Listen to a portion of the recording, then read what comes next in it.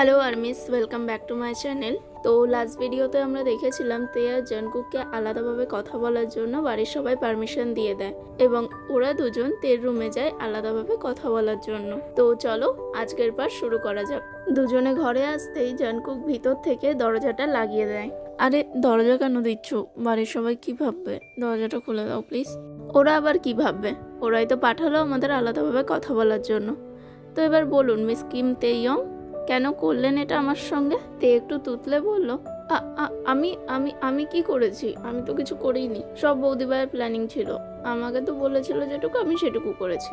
তারপর জঙ্কুক তের সামনে আরেকটু এগিয়ে গিয়ে বলল, হ্যাঁ সেই বৌদি ভাই করেছে, তুমি তো কিচ্ছু করনি। তুমি যে কত লক্ষ্মীমন্দ্র মেয়ে সেটা তো আমার জানাই আছে। তে এবারে একটু মুখটা পাউট করে নিচের দিকে তাকিয়ে বলল, তুমি রাগ করেছো আমার উপর?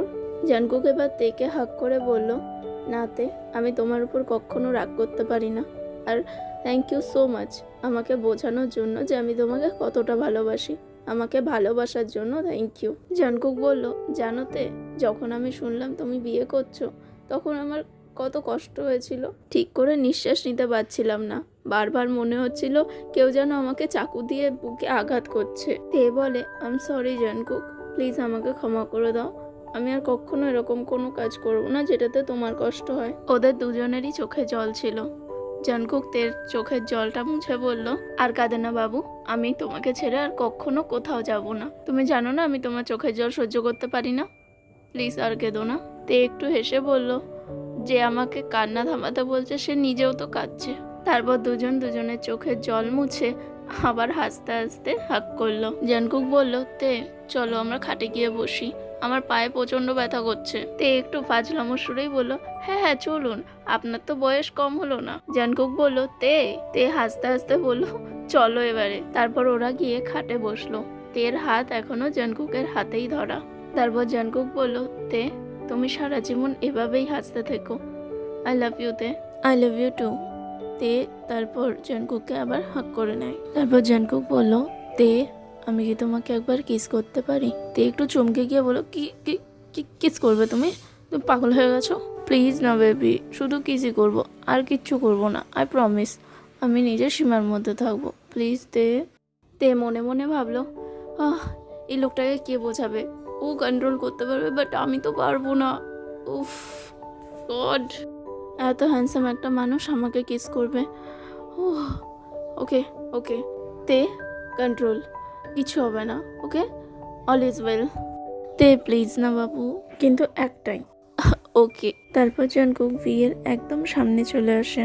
জঙ্কুকের গরম নিঃশ্বাস, ওর বেড়ে যাওয়া হার্টবিট, সমস্ত কিছুই তে খুব স্পষ্টভাবে অনুভব করতে পারছিল। টেরও এদিকে সেম অবস্থা ছিল। জঙ্কুক বলল, বেবি আমি এখন কিছুই করলাম না, তাতেই তোমার এই অবস্থা? তে কিছু বলতেই যাবে তখনই জঙ্কুক নিজের ঠোঁটটা তের ঠোঁটে প্রেস করে। প্রথমে সেই কিসটা জেন্টাল থাকলেও পরে সেটা স্মুচিং আর সাকিং এ বদলে গিয়েছিল। ওরা দুজন কেউ কাউকে ছাড়তে প্রস্তুত না। জঙ্কুক এক হাতে তের কোমর চেপে রেখেছিল আর এক হাতে তের ঘাড়। জঙ্কুক দেখলো তের নিঃশ্বাস নিতে সমস্যা হচ্ছে, তার জন্য ওর ঠোঁটটা ছেড়ে ওর গলাতে কিস করলো। তে বলল, জঙ্কুক জঙ্কুক স্টপ, আমরা আর কিছুক্ষণ এরকম ভাবে থাকলে আমাদের থেকে অনেক বড় ভুল হয়ে যাবে। Jungkook please stop. তারপর জঙ্কুক তেকে ছেড়ে দিল, কিন্তু দূরে গেল না। জঙ্কুক দুজনের ফোরহেড মিলিয়ে জোরে জোরে নিঃশ্বাস নিতে থাকলো। তারপর ওরা আরেকটু নিজেদের মতো সময় কাটিয়ে নিজেদেরকে গুছিয়ে নিচে চলে আসে সবার সঙ্গে দেখা করতে। ওদের দুজনকে একসঙ্গে দেখে পরিবারের সবাই ভীষণ খুশি, কারণ তারা বুঝতে পেরেছে এদের মান অভিমানের পালা এবার শেষ হয়েছে। জঙ্কুকদের যখন বাড়ি চলে আসার সময় হয় তখন জঙ্কুক থেকে একটু আলাদা করে নিয়ে গিয়ে একটা কিস করে বলে, আমার জন্য কাল অপেক্ষা করো মিস কিম তে ইয়ং। তোমাকে আমি কাল মিসেস জিয়ন তে ইয়ং বানিয়ে সারা জীবনের জন্য আমার সঙ্গে নিয়ে চলে যাব। তে বলে, ওকে হাজবেন্ড, আমি তোমার জন্য ওয়েট করব। তের মুখে হাজবেন্ড ডাকটা শুনে জঙ্কুক আবার থেকে কিস করতে গেলে তে বলে, আর না, এখন যাও বাড়ি। জঙ্কুক যদি তের কথা শুনতো তাহলে আর সে জঙ্কুক কি করে হতো। জঙ্কুক এবার তের হাতটা শক্ত করে ধরে বলে, আমি আমার ওয়াইফিকে কিস করছি, তুমি কেন আমাকে বারণ করছো? তারপর জঙ্কুক আবার থেকে কিস করে। তুমি বাজে লোক একটা, যাও এখান থেকে। জঙ্কুক হাসতে হাসতে তারপর চলে আসে। পরের দিন বড়দের আশীর্বাদ নিয়ে সম্পূর্ণ হয় তেকুকের বিয়ে। পূর্ণতা পায় তাদের ভালোবাসা। আর জঙ্কুকের পুরো পরিবার খুবই নিশ্চিন্ত, কারণ তারা ভেবেছিল জঙ্কুক হয়তো আর কোনোদিনই কোনো মেয়েকে ভালোবাসতে পারবে না, তাকে বিশ্বাস করতে পারবে না। কিন্তু তে জঙ্কুককে আবার আগের মতো করে তুলেছিল প্রাণোজ্জ্বল। তের বিদায়ের সময় তে এবং তের বাবা মা প্রচণ্ড কাঁদছিল। জঙ্কুক থেকে সামলাচ্ছিল, ওকে বলছিল, আরে পাগলি, তুমি কাঁদছো কেন? দেখো, আমরা তো পাশের ফ্ল্যাটেই থাকছি, যখন তোমার মন খারাপ হবে তুমি তখনই তোমার বাবা মার কাছে চলে আসবে। কিন্তু আজ যেন তের কান্না একেবারেই বাদ মানছিল না। তের বাবা জঙ্কুকের কাছে এসে জঙ্কুকের হাতটা ধরে বলল, জঙ্কুক বাবা, আজ আমি তোমার কাছে আমার সবচেয়ে প্রিয় আর সবচেয়ে মূল্যবান জিনিসটা দিচ্ছি। ওকে সবসময় আগলে রেখো, যত্নে রেখো ওকে, আর খুব ভালোবেসো ওকে। আর যদি কখনো মনে হয় যে তুমি ওর ভার নিতে পারছো না, ওকে আর সামলে রাখতে পারছো না, তুমি আমার কাছে ফেরত দিয়ে যেও, ওকে আঘাত করো না, ও যে আমার খুব আদরের। জঙ্কুক বলল, আপনি একদম চিন্তা করবেন না বাবা, আমি তেকে খুব ভালোবাসি, ওর চোখে এক ফোঁটা জলও আসতে দেবো না আমি। ও এতদিন আপনার বাড়িতে যেভাবে ছিল ও আমার কাছেও ঠিক সেভাবেই থাকবে। আর আপনার মেয়েকে ফেরত পাওয়ার কথা আপনি ভুলে যান। ও যতই দুষ্টুমি করুক আর যতই বাদরামি করুক, ও আমার কাছেই থাকবে, আমি ফেরত দিয়ে যাব না, কিন্তু বলে দিচ্ছি। জঙ্কুক কথাগুলো ইচ্ছা করেই বলেছিল পরিবেশটাকে হালকা করার জন্য। আর সত্যিই ওর কথা শুনে সবাই হাসতে শুরু করলো।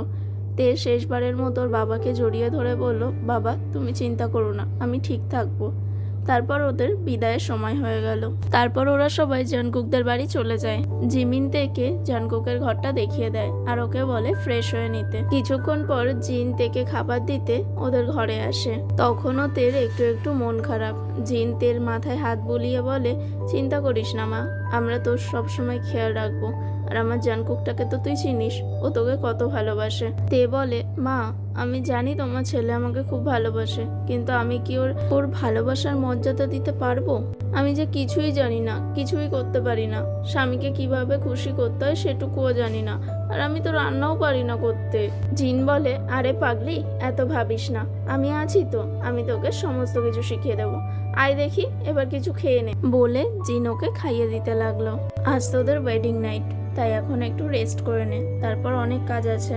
জিনের কথাটা শুনে তে একটু লজ্জা পেয়ে গেল। জিন বলল, থাক থাক, আর আমার সামনে লজ্জা পেতে হবে না, তুই এখন একটু ঘুমিয়ে নে, কিছুক্ষণ পর জিমিন এসে তোকে রেডি করে যাবে, কেমন? রাতে জঙ্কুকের ঘরটা খুব সুন্দর করে সাজানো হয়েছিল রেড শিফন, ফ্লাওয়ার আর মোমবাতি দিয়ে। ঘরটা অসাধারণ সুন্দর লাগছিল, তার কারণ সেই ঘরে আমাদের অপরূপ সুন্দরী তেরানি বসেছিল। তে জঙ্কুকের জন্য অনেকক্ষণ অপেক্ষা করছিল আর মনে মনে বলছিল, উফ, এই লোকটার আজকেও দেরি করতে হবে, ভালো লাগে না, আসুক একবার তারপর দেখছি, কিচ্ছু করতে দেবো না, টাচও পর্যন্ত করতে দেবো না, ও আসবে আর আমি শুয়ে পড়বো। তে তারপর নিজেই ভাবছে, ইস আমি কি ভাবছি এসব, ছি ছি। কিছুক্ষণ পর জঙ্কুক ঘরে আসে, ও দেখে তে ওর জন্য অপেক্ষা করছে। কি অপরূপ সুন্দরী লাগছে আজ থেকে। জঙ্কুক চেয়েও ও চোখ ফেরাতে পারছিল না। জঙ্কুক চায় তের এই সৌন্দর্যটা জঙ্কুক যেন নিজের হাতে ওর ক্যানভাসে ফুটিয়ে তোলে, কিন্তু সেটা কোনো এক্সিবিশনের জন্য না, বরং তাদের দুজনের জন্য। তে লক্ষ্য করলো জঙ্কুক ঘরে ঢোকার পর তের দিকে যেন হাঁ করে তাকিয়েই আছে, না কিছু বলছে না কাছে আসছে। তাই জন্য তে বিরক্ত হয়ে জঙ্কুকের সামনে এসে দাঁড়িয়ে বলল, কি হয়েছে, এইভাবে দেখছো কেন, আগে কোনোদিনও মেয়ে দেখোনি? জঙ্কুক একটু হকচকিয়ে গেল, কারণ ও খেয়ালই করেনি তে কখনো সামনে এসে দাঁড়িয়েছে। তারপর ও খেয়াল করলো তে ওকে কি বলল।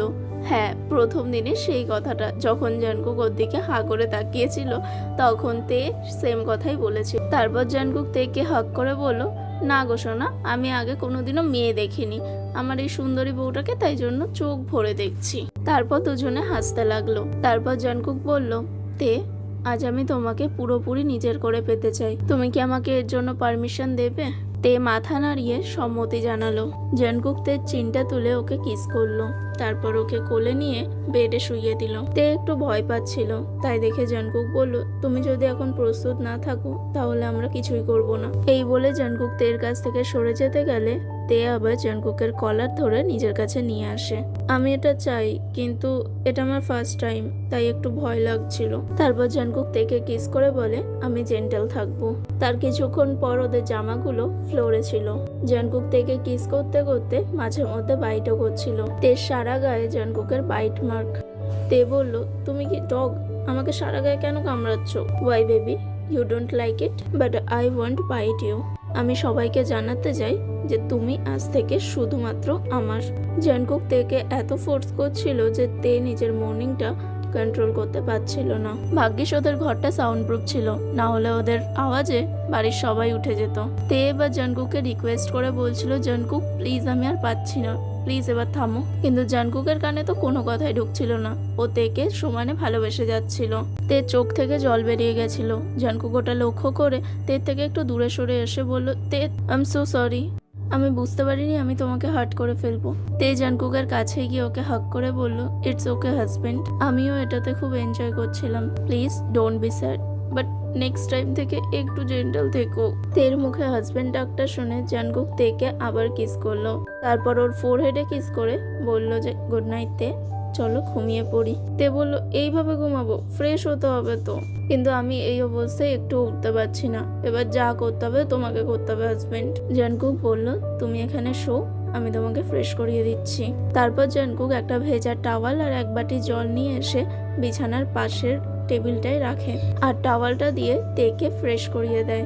ফ্রেশ করার সময় জানকুকের আবার কিছু মনে হচ্ছিল, বাট জানকুক নিজেকে কন্ট্রোল করেছিল কারণ তের অবস্থা এখন খুবই খারাপ। তারপর একটা মলম এনে তের ক্ষতস্থানে লাগিয়ে দিয়ে নিজে বাথরুমে চলে যায় ফ্রেশ হতে। ফ্রেশ হয়ে আস্তে আস্তে জানকুক দেখে তে এতক্ষণে ঘুমিয়ে পড়েছে।